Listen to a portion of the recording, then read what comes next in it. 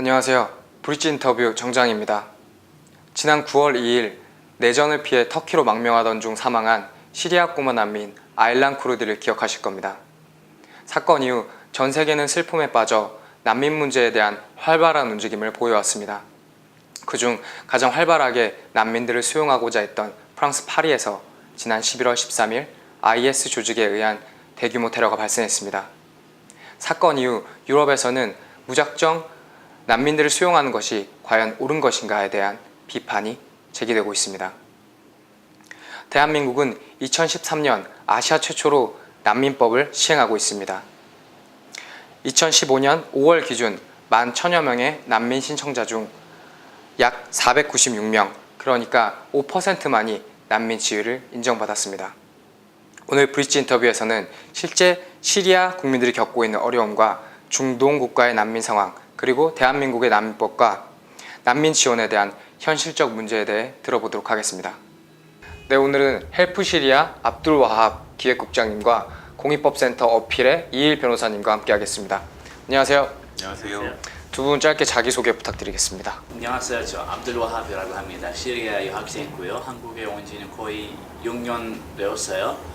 한국에 알아서 왔는데 아니고 우연히 한국에 알게 됐어요. 시리아 한국 친구 통해서. 그래서 짧은 시간 동안 친구들이랑 놀아서 한국에 많이 좋아했는데 한국에 오게 됐어요. 친구 따라 강남 온다는 말 똑같은데, 그리고 한국에 와가지고 동국대학교에서는 석사하고 지금 박사 과정도 하고 있고요. 난민 돕기 위해서 시리아 난민 생활 너무 어려워가지고 난민 돕기 위해서 헬프 시리아라는 단체 2년 전에 설립하고 좀 난민 관련한 일들 좀 하고 있습니다.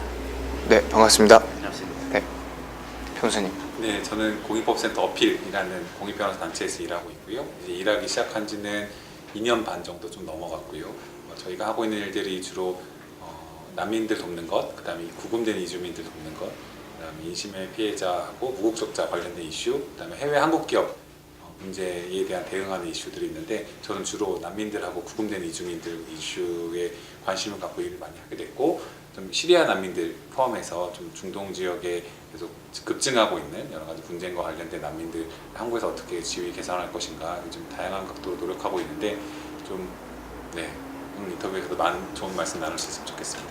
네, 감사합니다. 압둘 와합 기획국장님이 오늘 저희가 촬영하는 날짜가 22일인데 어제 21일에 다른 나라로 나가셨다가 입국하셨다고 들었어요. 어느 나라로 왜 나가셨는지 좀 설명해 주시겠어요? 예, 맞습니다. 제가 터키 갔다 왔어요. 그래서 뉴스 보시면 알지만 시리아와 라카는 매일매일 폭격하고 있는데, 제 고향이 라카라고 하는데 지금 IS 점령하고 있는 지역인데, 그래서 너무 상황이 위험해가지고 매일매일 이렇게 폭격받아요. IS 때문에.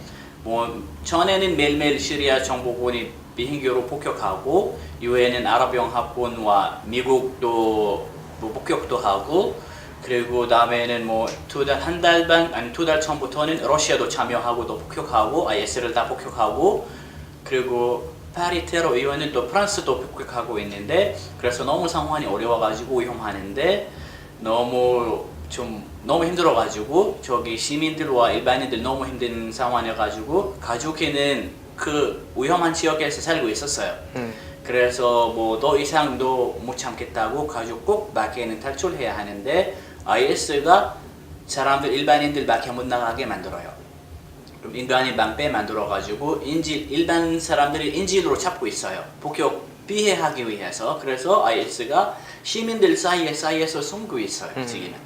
그래서 너무 위험하는데 또 소문이 들었는데, 저기 남자들이 14살부터는 40살까지는 강제로 이렇게 억지로 IS 참여해야 한다 이런 소문이 났는데 또 불안해가지고, 그래서 터키 가서 가족은 터키로 탈출하는 이렇게 방법을 찾아보고 프로코들한테도 연락하고 돈 주고 어떤 방법이라도 가족을 터키로 탈출시켜주세요 했는데, 다행이다고 가족은 다 아니지만 반 정도 이렇게는 터키로 탈출하고, 그리고 지금은 터키 와서 난민 생활하고 있는데, 그래서 난민 생활 준비하기 위해서도 이렇게 좀 열심히 또 노력하고 준비했고, 남동생 한 명 독일로 유럽으로 보냈는데 먼저 독일하고 지금 노르웨이 도착했고 나머지 가족들은 터키에서는 살아 있어요. 그래서 그 과정 다 준비하기 위해서 터키 가가지고 거의 한 달 반 이렇게 일하다가 어제 한국에 도착했습니다.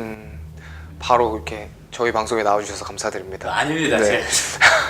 국장님 가족분들은 굉장히 좀 안전한 지역으로 이제 가셔서 좀 다행스럽지만 이제 지금 시리아에 남아 계시는 분들이나 아니면 제가 알기로는 시리아가 수도가 다마스쿠스, 네, 네, 맞습니다. 다마스쿠스고 라카 아까 말씀하셨던 가족분들이 계시던 라카 지역이 IS가 지금 자기네들 수도라고 주장하고 있는 그 지역인데 그 지금 굉장히 많은 그 집단들이 이익 집단들이 거기에 관여를 하고 있는 거잖아요. 지금 시리아 상황, 시리아 크라이시스, 시리아는 학살 아니에요. 지금은 국제 싸움이에요.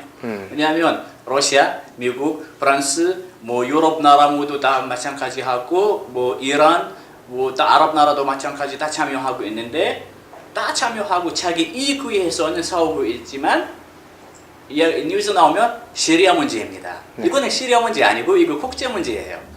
걔네들은 뭐 사우디아라비아, 미국, 프랑스 뭔가 진짜 시리아 문제 해결하고 싶으면 자기 손을 이렇게 빼고 시리아인들이 알아서는 이 문제 해결하겠어요. 하지만 미국인은 지원도 하고 폭격도 하고 네. 프랑스도 마찬가지, 사우디아라비아, 이란, 러시아, 중국까지도 하고 북한도 참여도 네. 하고 다 모두 참여하고 싸우고 있는데 상황에는 완전히 하루하루 갈수록 복잡해지고 있어가지고 어려워지고 있는데 그래서 사람들을 주장하면 특히 정치인들은 왜 시리아 문제 해결 아니냐 이렇게 주장하는 거야. 알면서 아니 당신이 역할 때문에 시리아 문제는 해결하지 않나요? 당신이 역할만 빼면 시리아 문제는 다 해결할 수 있잖아요. 그래서 제가는 난민 문제는 계속 일어나가지고 난민들은 오늘은 뭐 1000명, 내일 2000명 갈수록은 많아지고 있는데 난민들은 시리아 사람들 아예 밖으로 나갈 때까지는 계속은 이어지고 있어요. 끝이 없어요. 그때는 만약에 진짜는 이 문제는 이 난민 문제는 해결하고 싶으면 원인이 무엇인지 왜 난민들 밖에 나가는지 알아야 하고 원인이 없어야 하고 다음에는 원인이 없으니까 난민들 밖에는 갈 이유 없잖아요. 자기가 나부터 하고 다른 사람들 마찬가지 그냥 난민 생활 해보고 싶습니다 이렇게 가고 싶습니다 이렇게 여행처럼 가는 사람이 없잖아요. 네. 사람들이 어쩔 수 없이는 난민으로 나갔잖아요. 그래서 난민 가는 이유는 없어야 한다. 난민 이유 없어야 하면 정치 논리는 그만해야 한다. 정치 이유는 하나씩 해결하면 바로는 강한 나라들은 때문에 큰 나라들 때문에 발생되었습니다. 처음부터는 시리아 국민들과 정부군들 이렇게는 싸움을 시작했는데 민주주의 때문에 하고 독재자 때문에 하고 여러 싸움을 시작했는데 그렇게 해결하는 방법 이렇게 사람들 찾고 있는데 뭐 시리아끼리 싸우고 있지만 큰 나라들은 참여하고 자기 이익 위해서는 또 활동 시작했어요. 그래서 그분들은 제가 알아서는 만들어 가지고 있고 다음에 IS 나타나서 미국인, 프랑스는 사우디아라비아는 이렇게 마음대로는 이렇게 폭격하고 자기 이익 따라서 네. 이익 위해서 그리고 이 지역 폭격한다, 이 지역 폭격하지 않는다 이런 논리하고 있는 정말 게임처럼. 그래서 시리아 상황 너무 엉망해져서 정리하자면 시리아 상황 아니고 시리아 문제 아니고 이거 국제 문제이지만 찌리는 위치는 시리아에서 싸움 일어나고 있습니다. 시리아 난민 해결해야 하면 강한 나라들은 자기는 responsibility 있어야 하고 의무 있어야 하고 조금 도덕성이 있어야 해요. 정치 논리는 조금만 내려놓고 도덕성으로 활동해야 합니다. 네, 말씀하신 것처럼 인도적인 시각으로 정치적인 시각이 아니라 좀 인도적인 시각으로 시리아 국민들이 겪고 있는 고통을 좀 덜어드리기 위한 그런 국제적인 노력이 좀 필요할 것 같아요. 네. 그러면 좀 이제 갔다 오셨으니까 실제로 느끼시는 게 있을 것 같아요. 그러니까 파리 테러 이후에 9월 2일에 있었던 아일란 쿠르디 그 사건 그때 일어났던 유럽의 분위기와 그 중동의 분위기와 그리고 그 파리 테러 이후에 지금 사람들의 분위기, 그리고 인식들 이런 게 굉장히 좀 다를 것 같아요. 이런 거 느끼셨나요 혹시? 사실은 많이 다르지만 제가 아직은 직접은 못 느꼈어요. 왜냐하면 그 시간은 거의 다 외국에 있었어요. 또 아일란 알쿠르디 사건이 있었을 때 제가는 요르단에 있어가지고 난민 캠프에 있었는데 저기 너무 국제 뉴스 보면 너무 한국 뉴스도 보고 너무 난리 났어요. 사람들 다 공감하고 너무 가슴이 아파가지고 너무 힘들었는데 우리도 일반 시민들도 해야 할 일이 무엇인가요? 이렇게 또 여러 운동, 여러 활동 시작했고 정부들이 또 인원 시작했었는데 강한 나라대로 큰 나라들 우리도 임무 있어야 한다. 이런 크라이시스는 일어나지 않게 그래서 뭔가 공감해준 사람들 너무 많았어요.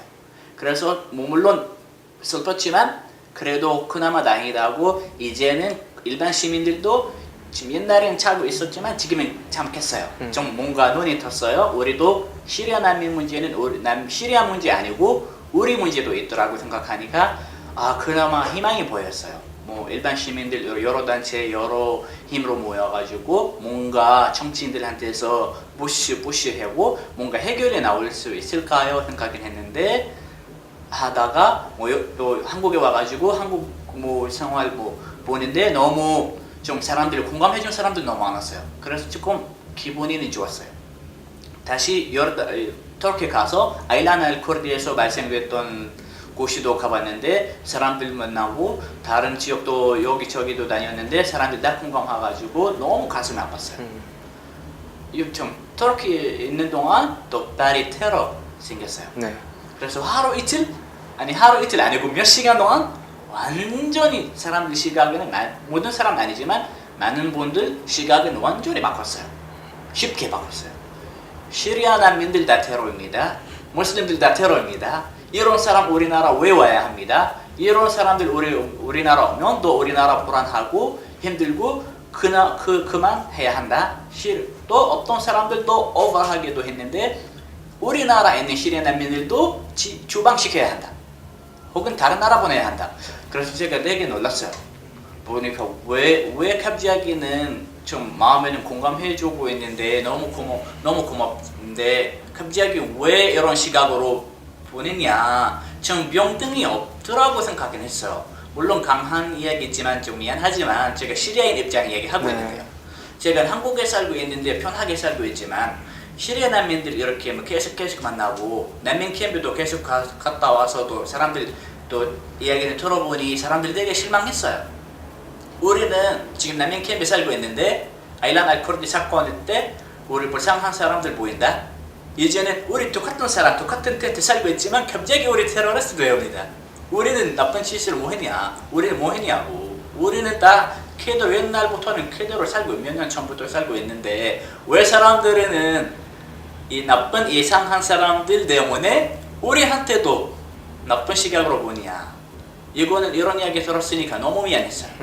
그리고 한국에 없었으니까 한국 사회는 뭐 어떤 시각으로 사람들 보는지 몰랐어요. 모르고 하지만 인터넷 보고 친구들이 나한테도 계속 연락해가지고 뭔가 이제 우리 사회도 불안하는데 조금 활동도 조금 줄이라고 조금 캄다운하고 좀 뭔가 조심하라고도 했는데 좀 사실 저도 불안했어요. 터키에 있는 동안. 왜지? 한국에 가면 어떤 상황이 있을까도 걱정했는데 뭔가 이거 누구 때문에 이런 상황이 잘 모르지만 일단 first는 이거는 그 IS고와 이상한 테러 집단 이런 문제 생겨서 그분들 나쁘고 두 번째는 뭔가 미디어 방향이 조금 뭔가 좀 좋지 않더라고 생각해요. 갑자기는 한 사람에는 히어로 보여주고 하루 이틀 이후에는 같은 사람에는 나쁜 사람도 보여주니까 그래서 일반인들은 미디어는 많이 믿어서 뭐 미디어 보면서 영향이 많이 받을 수 있다고 생각해요. 그래서 조금 뭔가 이런 오해는 빨리 풀어주면 좋겠습니다 생각해요. 네.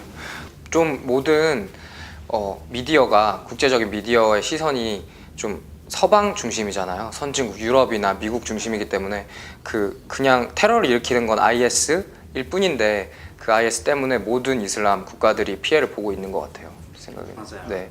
지속적으로 좀 관심을 갖고 좀 객관적인 시선으로 볼 필요성이 있다고 생각해요. 저도. 네. 시리아의 상황처럼 우리나라로 그런 어려움들 때문에 우리나라로 돌아온 중동 국가들의 그런 중동 국가들 난민들을 위해서 이제 헬프 시리아를 만드시게 되신 건가요? 설립하셨잖아요, 2년 전에. 어떻게 만들게 되셨는지 또 어떤 일을 하시는지 좀 말씀해 주시면 좋을 것 같아요. 뭐 제가 한국 왔을 때 그때 시리아 평화로 온 모습이 있어가지고 그래서 시리아 뭐 혁명 시작했는데 뭐 조금 뭐 시리아 위해서 많이 활동했지만 뭔가 시리아 상황 알리기 위해서 활동했는데 다음에는 뭔가 시리아는 뭔가 민주주의 또 위해서 운동 활동도 했는데 하다가 난민은 계속 발생해서 끊임없이 계속 늘어 있어가지고 계속 난민들이 더 상황이 좋아지지 않고 완전히 나빠지고 있었어요. 그래서 뉴스 보면서 계속 답답하고 마음이 힘들어가지고 나만 그렇게 기사만 시리아는 뉴스만 번역하고 올리고 뭔가 참여 뭐 무슨 뭐 단체 뭐 모임이 있으면 또 가서 시리아 상황 알리고 이 정도는 활동하지 말고 진짜로 난민들한테서 직접으로 도와줄 수 있는 방법 무엇이냐고 생각했는데 일단 좀 뭔가 뭔가 인도 쪽으로 뭐 생각해야 한다. 현실적으로 사람들은 뭐 난민들한테서 말만 이렇게만 해주면 좀 너무 부족해요. 사람들은 먹는 것도 필요하고 입는 것도 필요하는데 그래서 조금 뭔가 단체는 NGO로 생각은 했더고요.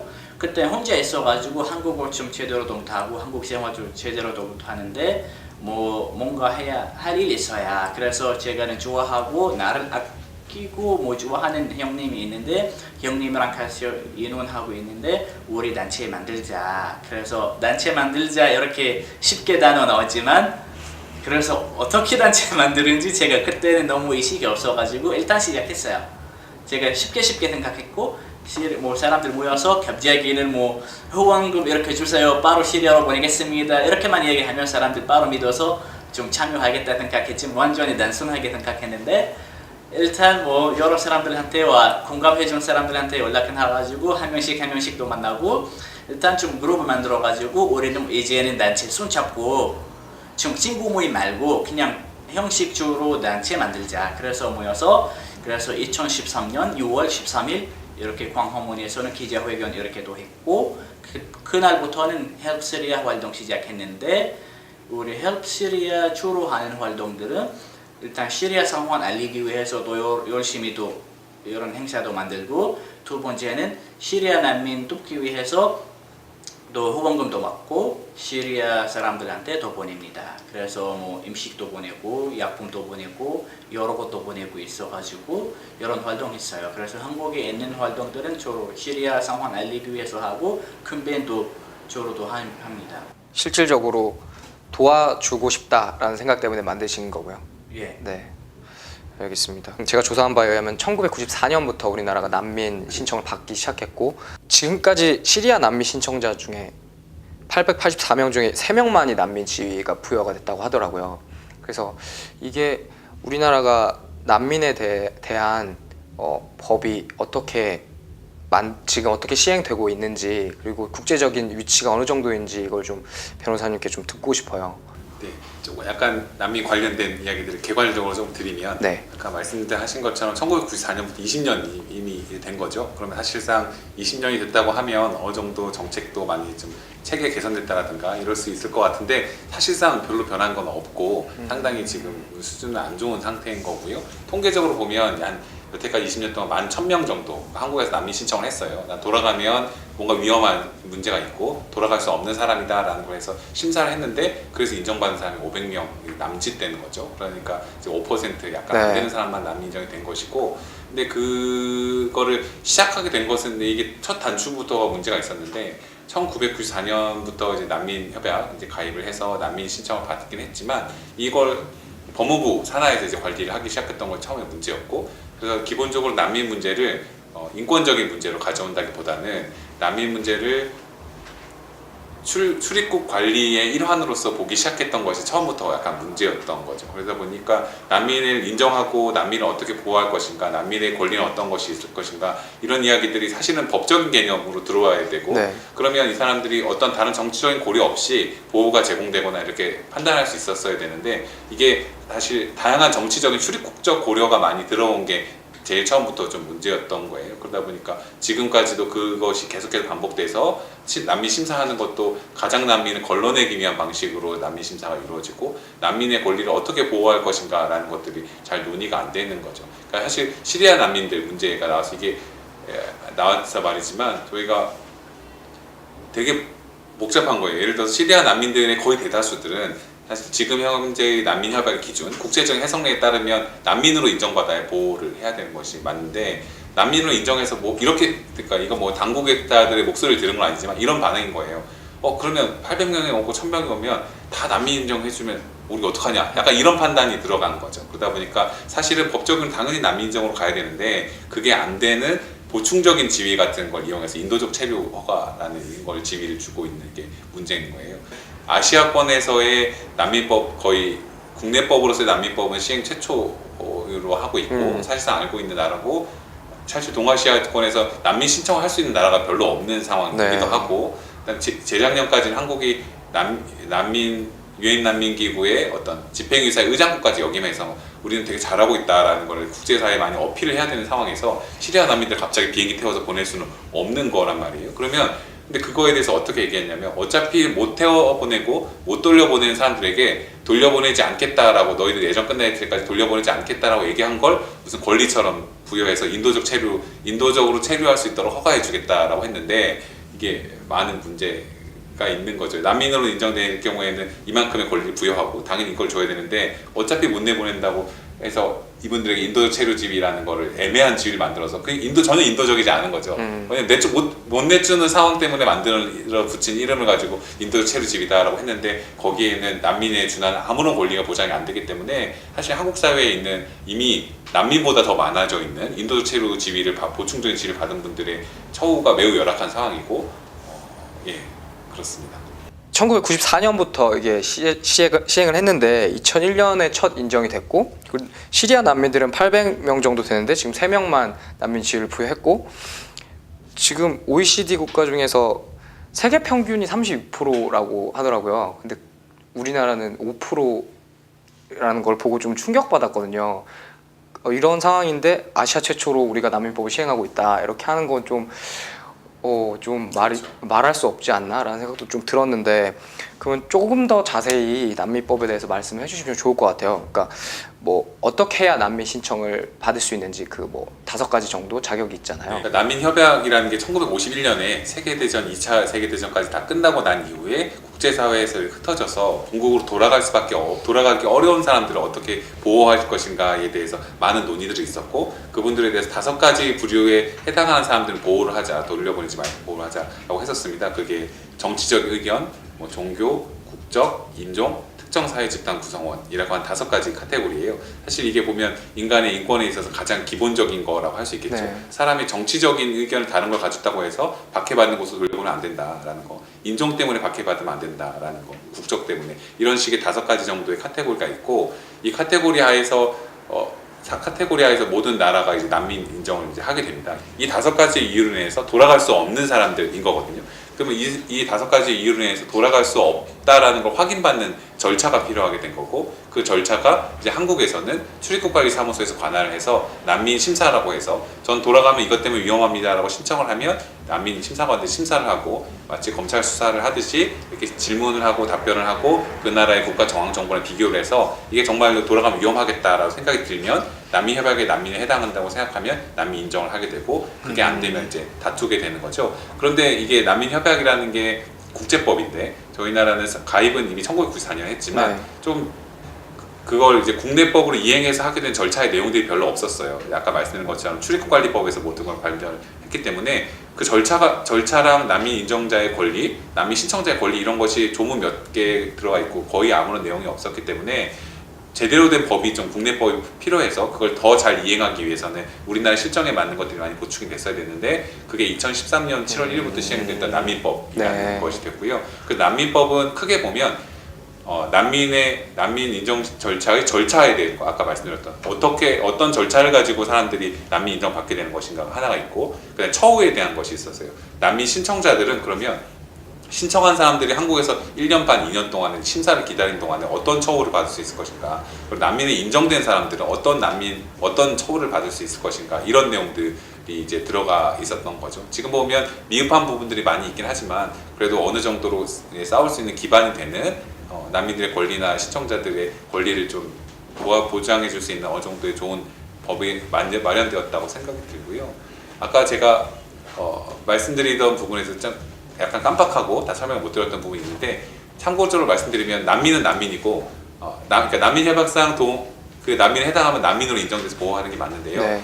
이게 보충적인 보호가 필요하다라는 것들이 이제 시간이 지나면서 많이 생겨났어요. 왜냐하면 1951년도에 만들어졌던 난민 협약에 있는 카테고리 안에서 보호가 안 되는 사람들이 생겨나게 된 거예요. 분쟁의 양상도 많이 달라진 거죠. 옛날 난민 협약은 기본적으로 국가가 박해하는 것만 많이 생각을 한 거예요. 근데 이제 좀 시간이 지나다 보니까 국가 이외의 무장 집단이라든가 박해에 하게 되는 경우도 더 많이 생기게 되고, 박해를 하고 얘기하는 것도 조금 더 포괄적으로 뭔가 돌아가면 난민 협약 사이에는 포함이 안 되는데 보호를 해줘야 될 사람들이 더 많이 필요한, 약간 이런 식으로 점점 더 상황이 국제적으로 바뀌기 시작했고, 그러면 고문방지 협약 같은 것도 있고요. 그런 몇 가지 협약들은 이거보다 조금 더 넓게 보호를 하고 있어요. 그래서 전통적으로 말하고 있는 난민 협약에서 보호받는 사람들 말고 더 넓게 보호하는 것들을 이제 보충적인 보호라고 보통 국제적으로 부르고 있는데요.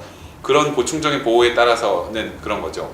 사실 난민협약에 포함된 사람에게 난민이 되면 이만큼의 권리를 주고, 그럼 난민협약에 포함되지 않지만 고문방지협약이라든가 다른 거에 포함된 사람들도 이만큼의 권리를 줘서 똑같이 안전하게 살 수 있도록 평화롭게 거주할 수 있도록 권리를 주자라는 건데, 한국은 되게 애매한 것이 뭐냐면 인도적 체류를 보충적인 보호, 난민협약에 포함되지 않지만 보호를 하자라는 걸 했는데 아무런 권리가 없는 거예요. 그러니까 아무런 권리가 없다 보니까 국제사회 기준하고 사실 전혀 맞지 않죠.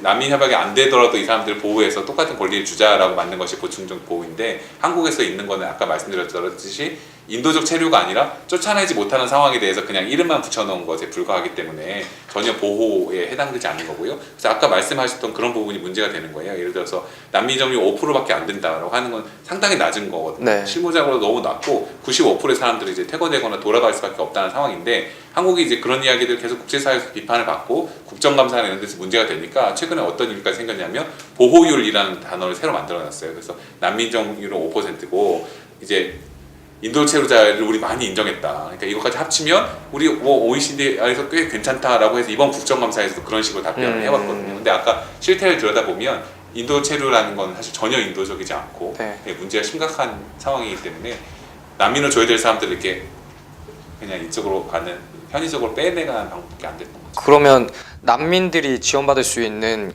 그런 지원은 못 받으면서 그래도 떠나지는 않게끔 그 네, 권리는 맞습니다. 준다. 맞습니다. 인도적 체류 지위가 그러한 것이죠. 맞습니다. 그리고 또 한 가지 또 봤는데 재정착 난민제도. 네. 이건 2013년부터 예. 네. 그러니까 이것도 상당히 논쟁의 여지가 있는 제도이긴 한데, 난민들을 보호하는 방법 중에 하나가, 그러니까 국내에 들어온 사람들을 심사를 해서 난민으로 보호하는 방법이 있고요. 재정착 난민이라고 하는 거는 난민 협약에 사인하지 않은 나라들이 있어요. 그럼 그런 나라에서 사람들이 난민 신청을 하면 유엔 난민기구가 심사를 하거든요. 네. 하지만 유엔 난민기구는 정부가 아니니까 이 사람들에게 뭐 권리를 주거나 할 수는 없는 거죠. 근데 그럴 때에 재정착 제도라는 게 있어서 유엔 난민기구를 통해서 인정받은 난민들 일부를 우리나라로 직접 데리고 와서 살게 해주겠다, 거주해주겠다고 하는 제도가 재정착 제도이거든요.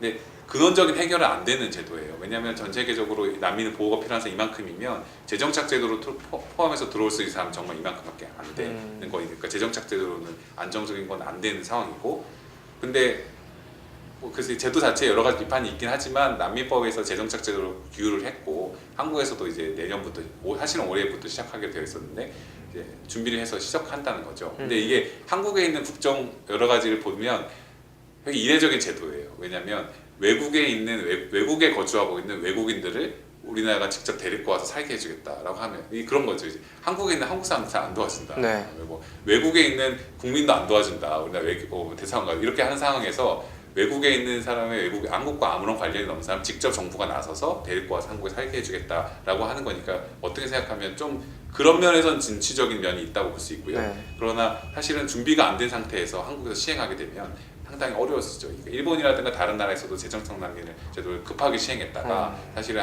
그 나라에 있는 난민들이 일본에 더 살고 싶지 않다. 약간 이런 얘기도 사실 들어왔거든요. 약간 재정착 난민을 받아들인 것이 잘 준비한 상태에서 하지 않으면 마치 국가가 제대로 된 의무를 하지 않으면서 한국에 이미 와 있는 난민 신청자들과 난민의 권리에 대해서 신경 쓰지 않고 아주 적은 숫자지만 이런 정도의 어떤 일을 한다는 거에 인해서 이제 국제사회에 좀 메이크업 할 수 있는 거죠. 우리는 재정착도 받고 있다 한데 사실은 숫자는 정말 적고, 그래서 재정착 난민을 제대로 시행하려면 한국의 기존에 있는 난민 제도하고 난민 신청자들, 난민 인정자의 권리를 동등하게 상향시키는 방향으로 지금 가야 되는 건데 그거 사실 되지 않은 상태에 여기만 하고 있다고 하면 다른 기존의 분야가 이제 위축될 우려가 좀 있다는 염려가 좀 있습니다. 근데 이게 또 난민 자격을 인정받기도 좀 힘든 게 난민 인정 심사회부 네, 이 부분도 좀 있다고 들었어요. 뭐 7가지 조항 정도 된다고 들었는데 그 뭐 위조된 여권 이걸 가지고 있는 사람에게는 난민 신청을 부여하지 않는다. 뭐 이러한 조항들. 한국에서 난민 신청하는 방법이 2가지가 있습니다. 난민법이 들어와서 과거에는 공항에서 난민 신청을 할 수 없었고요. 왜냐하면 한국 입국 심사를 통과하지 않은 데는 한국의 영토가 아니니까 우리 심사할 필요가 없다라고 해서 아예 안 했었고, 하지만 난민법이 시행된 다음에 공항에서도 심사는 하긴 하는데 우리가 사전 심사를 해서 좀 걸러내겠다라고 하는 제도가 하나 운영되고 있고요. 매우 극소수로 사람들이 들어오고 있고, 나머지는 거의 대부분 한국에 이미 체류하고 있는 외국인들이 이제 한국에 도착해서 입국을 한 다음에 그 다음에 출국에 가서 이제 신청을 하는 거죠. 그래서 난민 신청하는 방법은 2가지가 있는데, 사실 말씀하신 부분은 공항에서 난민 신청하는 부분들에 대한 네. 7가지 해당 안 되는 난민법 시행령이 규정되어 있는 부분들이 있는데, 공항에서 난민 신청하는 것은 정말 어려워요. 어느 나라나 그렇지만. 왜냐하면 출입국 관리, 소위 국경 관리라고 하는 것과 네. 난민의 권리 보호가 가장 첨예하게 충돌하고 있고, 법적으로는 강제 송환 금지 원칙에 따라서 난민법의 공항에서 난민 심사도 일단 난민 협약의 카테고리에 들어가는 사람이라면 일단 입국시켜서 심사 기회를 주고 이 사람 돌려보내지 않아야 된다라는 것이 법의 원칙이었는데, 실제 실무로 하다 보니까 이제 출입국 관리 사무소에서 약간 아닌 것 같은데 하면 그냥 이제 돌려보내는 그런 이제 합법적인 절차가 된 것 같기도 해서 사실 좀 잘못 오용되고 있는 게 하나가 있고요. 근데 그게 말씀하신 것처럼 전혀 상관없는 뭐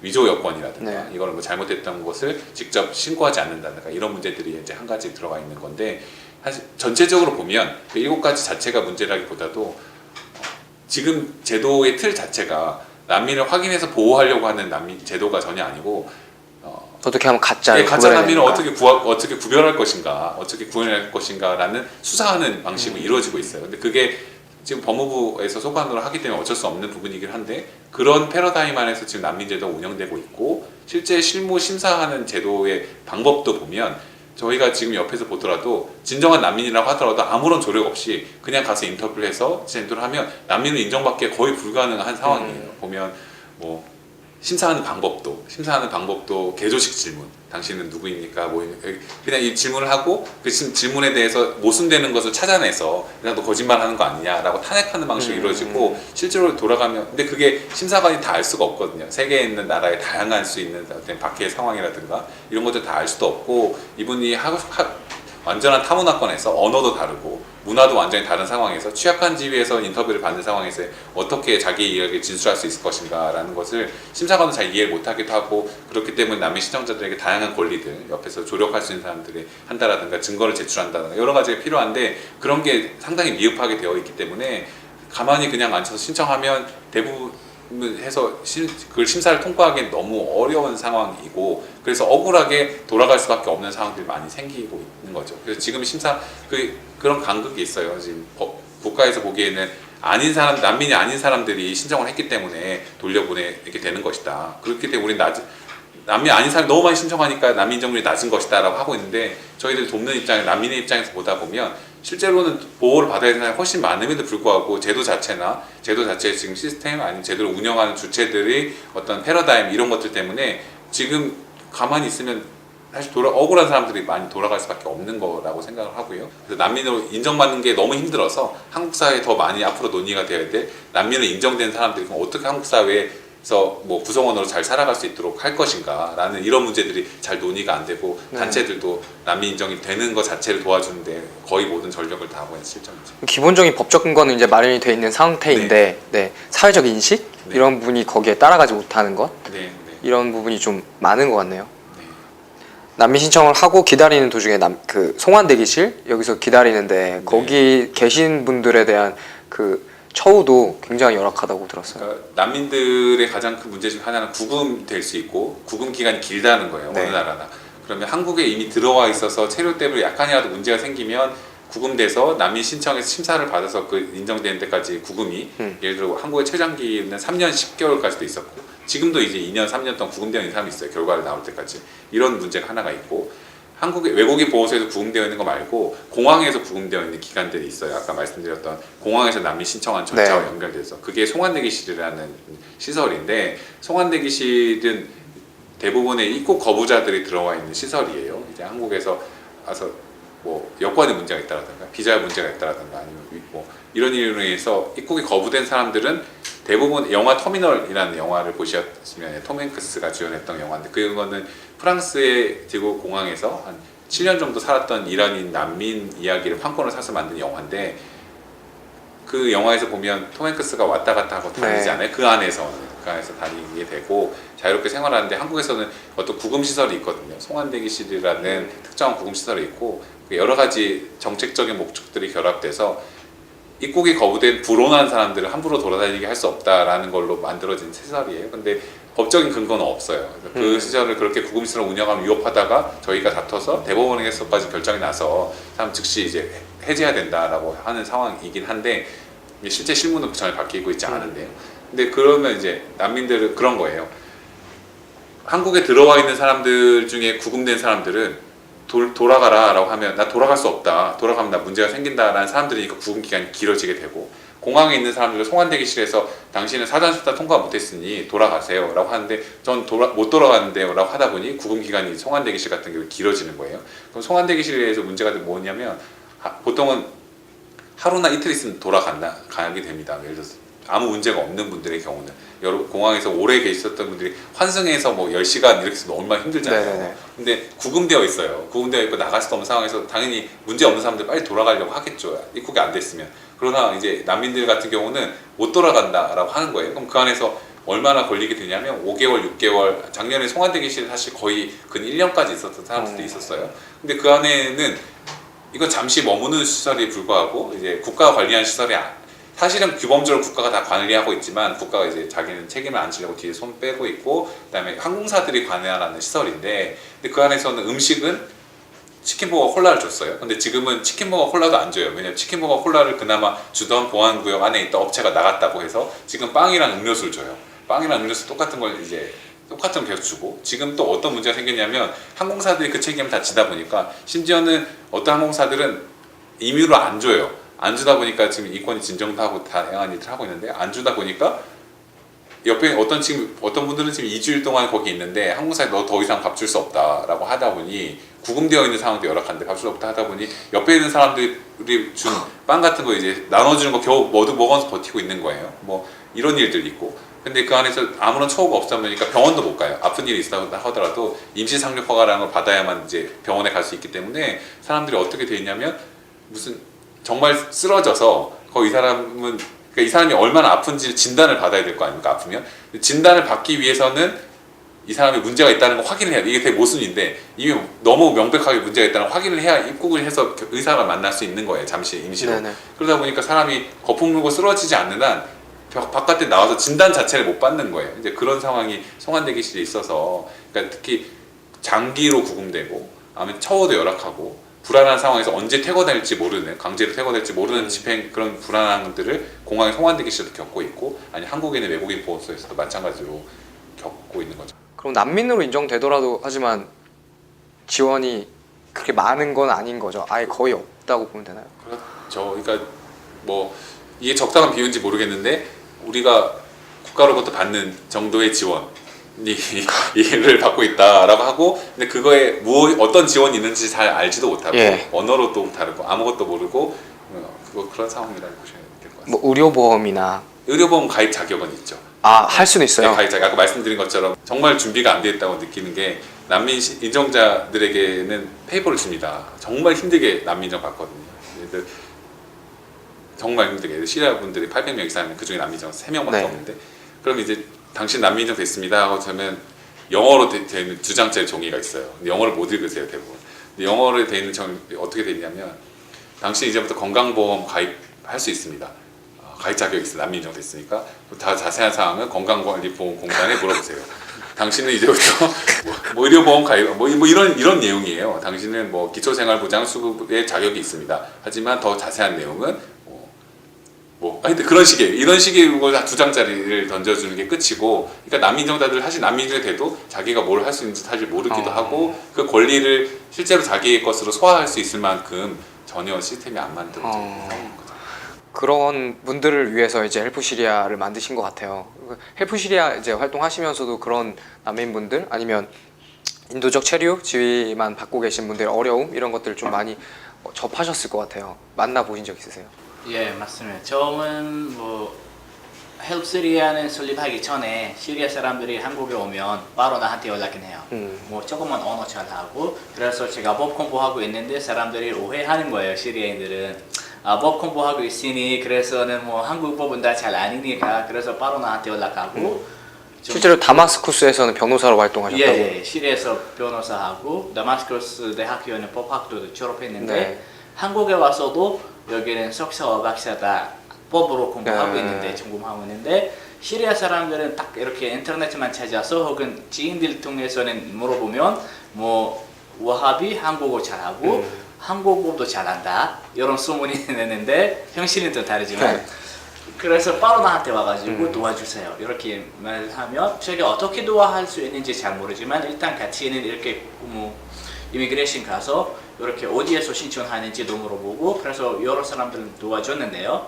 다음에는 사람들은 내 전화번호 어떻게 알게 됐는지 모르지만 이렇게 좀 일단 공개해 줬어요. 내 핸드폰으로. 그래서 한국에 도착하는 사람들은 처음만 도착하고 바로 공항에 있었을 때부터 나한테 연락해요. 혹은 이미그레이션 나한테 연락해요. 국제 변호사로 활동하고 계시네요. 아니, 국제 변호사 아니고 정말 그래서 이미그레이션 갑자기 새벽에 1시 혹은 아침에 너무 일찍 6시 뭔가 오후 계속 연락하는데 우리는 공항입니다. 이미그레이션 공항입니다. 출입국사무소입니다. 시리아 난민이 왔는데 와합 선생님이 좀 번역해 주시고 라면은 도와주십시오. 나 어떤 식으로 도와줄지 잘 모르고 아무튼 이런 언어는만 통역해 주고 여러 번 이렇게는 공항 가는 적에도 2번, 3번 이렇게 통역하러도 가봤는데 물론 다 자발적으로도 공짜로 다 그냥 난민들 돕기 위해서 또 계속 가는데 제가 이해 못했어요. 법 공부하는데 물론 다른 언어이지만 그래서 계속 한국법을 공부하고 가지고 뭔가 변호사님 말씀대로는 뭔가 애매해요. 뭔가 명확하게는 이렇게는 알 수 있는 부분이 잘 안 보이니까 그래서 이미그레이션이랑 이야기하면 좀 말이 잘 통하지 않나요? 그래서 저도 외국인이니까 외국인이 이런 소리 하면 왜 했냐고 이런 사람도 오해하는데 아무튼 그분들 계속 연락은 받아서 도와주는데 요해는 너무 스트레스 받아서 도와줄 수 있는 곳 하나도 없는데 사람들 계속 나한테 연락하면 너무 부담스러워가지고 이미그레이션 갈 때마다 이미그레이션 나한테 조금만 이상하게도 보이고 어떤 사람들이 어느 날 좀 이미그레이션 직원이랑 좀 싸운 적이 있었어요. 그 직원이 나한테 너는 돈을 얼마나 받고 오느냐 너 돈 받고 난민들이랑 같이 오는 거야. 아니 제가는 자기 일도 버리고 공부는 또 학교도 안 가고 그냥 난민들도 공짜로 도와주기 왔는데 이런 소리를 들었냐. 그래서 되게 화나가지고 이후에는 안 가고 그래서 다른 친구들한테 아는 사람들한테서부터 가고 다음에는 이일 변호사님도 알게 돼서 계속 또 연락도 하고 돈 받고 여러 단체 도움도 받은데 헬프 시리아 설립 이후에는 뭔가 우리 한국에서도 역할을 했어야 한다. 한국의 시리아 난민 위해서는 활동하고 있는데 우리 설립 목표는 시리아 안에 있는 난민들, 다른 단체와 다른 뭔가 모임들 도와줄 수 없는 난민들 도와줘야겠다. 왜냐면 제가 시리아인이라서 조금 루트는 찾을 수 있어요. 시리아 갈 수 있는 방법 혹은 그 지원금은 시리아로 보낼 수 있는 방법 조금은 찾을 수 있는데 그래서 그분들 시리아에서는 지원 못 받고 있는 사람들 우리가 활동해야 한다 했는데 자꾸는 시리아 한국에 있는 난민들 나한테도 연락하고 우리 헬프 시리아로 계속 찾아와서 어쩔 수 없이 도와줘야겠다. 그분들도 시리아 난민이니까 네. 위치는 다르지만 그래서 할 수 있도록 그분들 이렇게도 헬프 시리아에 있는 또 변호사님이 또 있는데 또 다른 사람 법 잘하는 부분도 잘하는 사람들도 있는데 계속 이렇게 좀 도와주고 그분들 도와주는데 아직도 한계가 있어요. 왜냐하면 뭔가 변호사님의 말씀대로는 아직은 애매한 부분도 너무 많고 시리아 난민들 마찬가지하고 한국 사람들도 마찬가지하고 오해는 너무 커요. 시리아 난민들 이렇게 생각하는 것을 유럽 기준으로 생각하는 거예요. 일단 제가 한국에 도착하자마자 뭔가 이렇게 한국 정부가 나한테 해줄 것도 있더라고 생각하는 거예요. 그래서 절차는 밟아서 절차가 너무 까다로워서 제대로 설명해 줄 수도 없고 아무것도 그냥 뭐 사인하라고 좀 뭔가 G1, G2 잘 모르지만 이렇게 뭐 재료부 주고 그냥 가라고. 그래서 남편들 나한테도 찾아와서 다시 이길 변호사님도 찾아가서 아무튼 뭔가 너무 애매하는데 지금 우리도 제대로 좀 도와주지 못해요. 시리아 난민들. 그래서 또 너무 답답해요. 개인으로도 또 답답하고 단체로도 답답하고 네. 어떻게 해야 한다. 그래서 이런 큰 뭐 복잡한 문제들을 항상 이일 변호사님 그래서 계속 도와받고 다른서 또 계속 도와받는데 제가 좀 포커스하고 싶은 일은 진짜는 시리아 안에 있는 난민들. 아직 헬프시리아는 작은 단체라서 전 세계에 있는 시리아 난민들 도와줄 수 없으니까 일단 시리아 안에서 다른 사람들 도와줄 수 없는 사람들 찾아가서 그분들 도와줘야겠다. 네. 이민은 한국에 왔으니까 그 시리아 난민들은 뭐 한국에 좀 어느 정도 안전하고 좀 편하고 좀 뭔가 상황이 오락하지만 도와줄 수 있는 단체들 많으니까 네. 그 일은 다른 단체 일이니까 맡아서 우리는 뭐 시리아 안에서 완전히 가기 어려운 사람들한테 좀 집중하고 있어요. 그러니까 시리아 현지에서 어려움을 겪고 계시는 분들의 이제 포커스를 맞춰서 활동을 하시겠다. 우선이다. 네. 앞으로의 헬프 시리아의 방향성에 대해 말씀해 주셨네요. 그러면 지금 현재 그 난민으로 이제 신청하기 위해서 들어와 있는 분들이 겪고 있는 실질적인 어려움 이런 부분들은 변호사님이 설명을 해주시면 될 것 같아요. 네. 어떤 어려움들이 있을까요? 생계 문제가 하나 있고 생계와 취업에 대한 문제, 네. 그다음에 체류와 관련해서 이제 구금될 수 있는 위협의 문제 이런 거다. 그다음에 기초적인 사회 보장이 전혀 안 되고 있는 문제 이런 것들을 좀 몇 가지를 말씀드릴 수 있을 것 같아요. 그래서 난민 신청자들은 되게 애매한 것이 일단 초창기에 취업허가 나오지 않아요. 그러니까 사람들이 일을 할 수 없는 거죠. 네. 처음에 일을 할 수 없는 거고 난민법 시행 전에 1년 동안 일을 못했어요. 1년 동안 일을 못했는데 사람이 그런다 외국에 왔는데 당연히 돈을 벌지 못하면 잠을 잘 수도 없고 한국에서 어디서 잠을 자겠어요? 어디서 뭘 먹겠어요? 당연히 일을 할 수밖에 없죠. 그럼 잡히면 불법으로 취업했다라고 해서 구금하고 이런 문제가 있었어요. 근데 지금의 난민법 시행된 다음에 어떻게 돼 있냐면 외국에서 있는 것처럼 6개월 정도는 난민 신청자들에게 한 38만 원 정도 생계비를 지원할 수 있게 됐고 그게 끝나면 이제 그 다음부터 6개월 이후부터는 취업허가를 내릴 테니 일을 해서 생존해라라고 하는 이런 내용들이 있는 거예요. 그런데 생계비는 일단 지급 기준 자체가 38만 원 1인당 한다는 건 한국에서 그러면 혼자 38만 원 살 수 있는 것인가 라고 하면 당연히 어렵죠. 근데 또 예산 부족을 이유로 신청자들에게 실제로 부여되는 건 한 10%밖에 안 되는 거예요. 그러니까 아무런 이유 없이 통지되고 그러면 생계비는 결국 못 받는 사람들이 거의 대부분이 되는 거고 나머지 이분들 일을 하게 될 때 그러면 일을 하게 되면 안정적으로 한국에 살 수 있냐라고 하면 대부분 언어가 안 되시는 분들이라든가 아랍권에서 오신 분들 더 그런데 단순 노무원밖에 안 되는 경우들이 많이 있고 기존에 그렇기 때문에 노동권에 대한 보장도 매우 안 되고 기존에 있었던 어떤 에스닉 그룹과 별도로 오신 분들 같은 경우는 지위가 매우 취약해서 일하기도 상당히 어려운 상황이고 그렇기 때문에 기본적으로 생계라든가 이런 문제가 안 되고요. 그 다음에 의료보험이라든가 의료보험에 대한 가입이 안 되어 있기 때문에 사람들이 아파도 병원 못 가는 일이 생기는 거죠. 대부분의 한국에 있는 미등록 외국인분들이 받는 거와 비슷한 그런 지위에 있어서 하게 되는 것이고 그런 이렇게 한국에 살아가는 것도 그런 어떤 권리적인 문제가 하나 또 있고 아니면 체류 연장에 있어서 난민 신청을 언제 했는지라는 것과 관련해서 이제 구금될 수 있거나 이제 강제 퇴거될 수 있는 그런 위험도 한 가지가 있고요.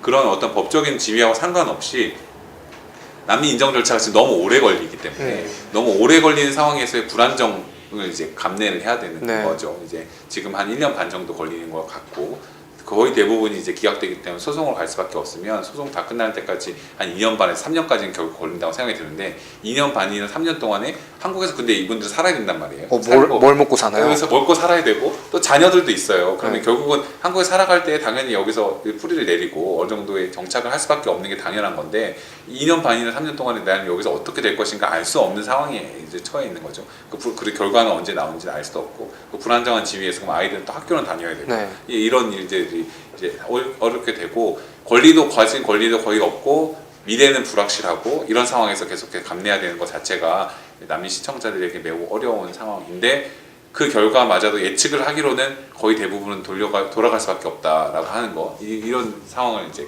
모순적인 상황을 견뎌야 되는 거죠. 난민으로 인정된다 하더라도 떠나지 않아도 되는 권리밖에 없는 거네요. 그게 이게 모순입니다. 그렇게 힘들게 되더라도 한국에서 뭐 갖게 된다거나 이런 것들은 없어요. 난민 인정됐다고 해서 대단한 권리가 보여되거나 이런 건 전혀 아니거든요. 아까 선생님이 말씀해 주셨지만 외국에서 있는 기준량도 한국에서 보면 상당히 미흡한 거예요. 그럼 이미 난민 인정되면 한국에서 어떻게 날 도와줄까 좀 생각을 하고 계신데 한국에 와서는 아무것도 없는 거죠. 아까 전에 저희가 말씀드렸던 것처럼 법적 그 근거는 마련됐다라고 동의를 했는데 그러면 뭐가 문제인지 앞으로 어떤 부분이 변화해야 되는지 좀 더 구체적으로 몇 가지만 중요한 포인트만 좀 짚어주시면 좋을 것 같아요. 그러니까 난민제도 전체를 많이 하면 사실 너무 이야기 네, 많아요. 네. 너무 이야기 많은데 중요한 부분들. 중요한 부분들을 몇 가지를 꼽으면 기본적으로는 이 법과 상관없이 네. 지금 난민 인정 제도를 가장 난민을 소위 가장 난민 저희는 이런 용어 사실 쓰고 싶지 않은데 가장 난민을 찾아내기 위한 방식으로 운영하려고 하는 어떤 당국의 제도 자체가 많이 바뀌어야 되는 거예요. 그러다 보니까 억울한 거죠. 이제 사실 지금 말씀하신 것처럼 뭐 똑같은 난민인데 아일란 쿠르디 사건에서는 도움을 받아야 되는 사람이 되었다가 갑자기 파리 사건이 일어나고 나니 갑자기 이분 테러리스트로 둔갑하는 것처럼 사실 사람은 그대로인데 이거 시각을 어떻게 보는지에 따라서 어마어마하게 다른 거거든요. 네. 근데 지금에 있는 여러 제도의 틀은 난민으로서 확인받아서 안정하게 보호를 제공할 수 있는 게 아니라 가짜를 찾아서 빨리 추방하기 위한 방식으로 운영되고 있는 이거는 이 전체 시각을 바꾸지 않으면 사실 해결이 안 되는 것들이 있는 것 같고요. 법을 개선해야 되는 건 지금 한국의 난민법 개정안이 한 7개쯤 올라가 있는데 사실 그 중에 중요한 건 한 5개 정도 법안 개정안들이 있어요. 네. 근데 아까 말씀드렸던 것처럼 출입국 항해서에 관련된 이런 이의 신청제를 만든다든가 국가가 직접적으로 관할하게 만든다든가 아니면 의료보장이라든가 외부에 연락할 수 있게 한다라든가 이런 부분은 출국 항해서에 지금 많이 대두되고 있었던 문제점에 대한 법안이 하나가 있고 인도적 체류자의 지위에 관련된 법안들이 있어요. 그러니까 난민법 시행 초기에도 인도적 체류자들은 난민의 똑같은 권리를 주는 걸로 사실 법안이 시민사회에서 만들어져서 이제 갔었었는데 그게 다 없어지고 그냥 취업허가만 할 수 있다라는 것만 남고 아무런 권리가 지금 없는 건데 난민도 권리가 열악한데 난민보다 더 아무런 권리가 없는 인도 체류자들에 걸리는 것들을 특히 의료보장이라든가 몇 군데에 있어서 이걸 해결하려고 하는 그런 법안들이 한 2가지 정도 이제 완려 있고요. 아까 난민 신청 절차에 있어서 모든 틀을 다 뜯어고치긴 상당히 어렵기 때문에 지금 난민 신청자들이 심사받는 데 있어서의 절차적인 권리를 좀 보장하게 하는 것들이 있어요. 예를 들어 뭐 자료를 참고할 수 있어 진술할 수 있게 한다라든가 아니면 통역이라든가 녹음 같은 걸 의무적으로 다 녹음 녹화를 의무적으로 하게 한다라든가 아니면 이분이 출입국에서 당국에서 위법하게 했던 절차로 사용됐던 증거들은 실제로 심사나 어떤 소송에서 증거로 사용될 수 없게 한다라든가 이런 몇 가지 난민 신청자의 절차적인 심사에 대한 권리들을 보장하려고 하는 법안들이 사실 좀 있고요. 뭐 이게 마지막 질문에서 말씀하시는 건지는 잘 모르겠지만 제도적인 변화를 할 수 있다고 생각해요. 네. 활동가들 일하면 되고 국회의원들과 만나가서 법을 교정하면 되고 선례적인 소송들 이겨나가면서 교정할 수는 있다고 생각이 드는데 더 막막한 건 뭐냐면 난민이 누구인지도 모르기도 하고 이들을 왜 도와야 되는지에 대해서 어떤 일반 시민들의 시선이 사실 더 넘어서야 될 벽이라는 생각이 들거든요. 그러니까 참 어려운 게 한국 사람들이 대부분 요새 자긍심 없게 살아가요. 저 한국민이야. 뭐 여기 한국민이라는 거 자긍심 아무도 없이 헬조선에 살아간다고 사람들이 얘기를 하다가 외국인을 대할 때만 갑자기 대한민국 국민의 얼굴로 나타나는 거예요. 너는 갑자기 아무런 자긍심 없다가 그 외국인 대할 때는 나는 그래도 대한민국 사람이고 여기 선주민인데 너희는 너희 나라 돌아가라고 한다든가 여기서 너희는 우리가 주는 대로 시혜적으로 있어야지 무슨 권리를 요구하면 안 된다는 얼굴로 사람들이 가혹하게 나타나게 되는 영향들이 있고 지금 난민 전체적인 제도에 있어서도 한국이 난민법 시행될 때까지 만들어졌던 어떤 면에서는 전체적인 사회 의제가 되지 않은 채 조용조용히 이루어졌던 일들이었는데 사실 지금 갑자기 이제 파리에서의 그런 사건이나 난민 문제가 국제적인 사회의 문제가 한국 사회의 문제로 이제 그대로 들어오게 되는 상황으로 돼서 새로운 변화의 시기를 마련하게 된 것 같은데 이러한 시기에서 사람들이 사실은 한국에서 들어온 난민들은 시리아 난민들도 거의 대다수가 마찬가지고 그렇고 테러를 피해서 온 사람들인데 테러를 피해서 온 사람들이 테러리스트라는 시각으로 그냥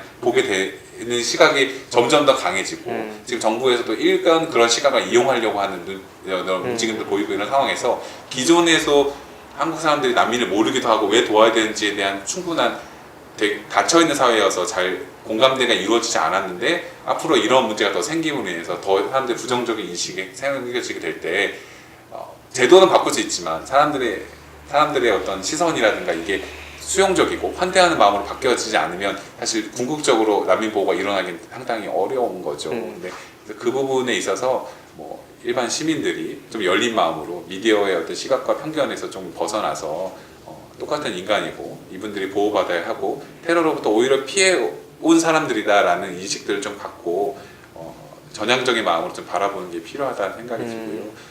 그런 게 더 앞으로 많은 큰 숙제라고 생각합니다. 제도는 결국은 네. 바뀌고 바꿔질 거라 생각하는데요. 그게 앞으로 한국 사회에 남은 많은 숙제일 거라 생각합니다. 네. 변호사님 말씀은 법적 제도 근거는 마련돼 있고 앞으로 좀 더 좋게 변화될 수 있을 거고 네.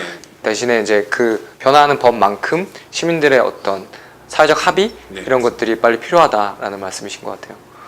압둘와 국장님도 마지막으로 그 지금 난민 문제에 대해서 한국 사회에 하시고 싶은 말씀, 변호사님처럼 빨리 사회적 합의가 이루어져야 한다라는 것처럼 이제 국장님도 하시고 싶은 말씀으로 마무리했으면 저도 좋겠어요. 뭔가 추가적으로 할 수 있는 얘기는 없는데 거의 뭐 일 변호사님이 다 말씀을 다 하셨는데 뭔가 난민들한테 보면 뭔가 그냥 불쌍하다고 이렇게 이런 시각으로 보지 말고 제가 착하고 난민들 도와주겠다고 이런 시각으로 하지 말고 그냥 똑같은 사람으로 생각하면 된다.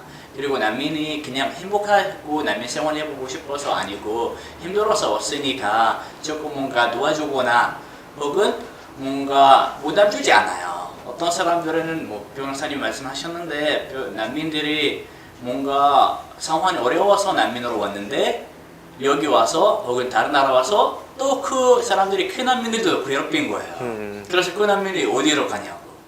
너는 테러리스트입니다. 나는 테러리스트 때문에 도망갔는데 여기 와서 세계 테러리스트로 사람들 보이는데 너무 억울하고 너무 답답해요. 그래서 난민들 나하고 다 모든 사람들하고 우리는 언제나 난민이 될 수 있어요. 언제 잘 모르지만 앞으로도 난민 될 수 있어요. 내일도 난민도 될 수 있는데 지금 난민 생활 한번 이렇게 생각해 봐야겠다. 나는 난민 되면 어떻게 할까요? 다른 나라 나를 안 받아들이면 어떻게 할까요? 이렇게만 딱 한순간으로만 생각하면 답이 나와요. 난민들은 뭔가 물론 난민 안에서는 이상한 사람들이 있고 뭔가 나쁜 사람들도 있고 테러리스트도 있을 수 있는데 그분들은 제외하고 모든 난민들이 나쁘더라고 생각하면 안 되더라고. 그리고 난민 치유 위해서 조금만 사람들 공부하면 좋겠다고. 사람들이 맨날 우리 세금 때문에 우리 세금 난민들도 간다.